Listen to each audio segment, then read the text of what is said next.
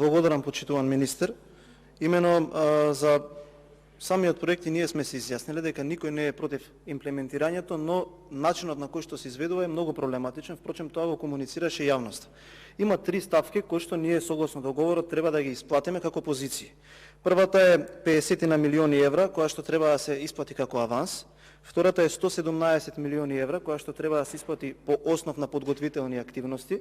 Тие што учествувале во вакви проекти знаат какви се тие подготвителни активности. И сега до овој момент оправдана е тезата дека ние треба да исплатиме отприлика 300 милиони евра, а без при тоа да нема никаков официјален почеток на градежните активности.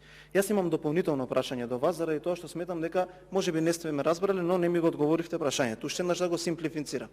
Дали ќе се изврши исплата од централниот буџет кон Бехтел и ЕНК по основ на дополнителни трошоци, како што ги кажува владата во тие соопштинија како преформулација, ние велиме и цврсто стоиме до ставот дека се пенали по основ на неисполнување од обврските договорот заради тоа што законот за работни односи се уште не е донесен.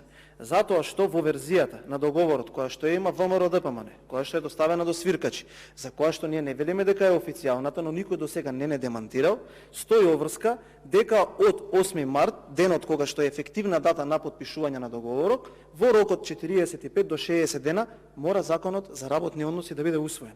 Законот се уште не е усвоен, превземени се обврски од страна на владата за орган кој што не може да ја предвиде неговата работа или нема никаква надлежност и по тој основ Република Македонија ќе треба да изврши исплата од 53 милиони евра.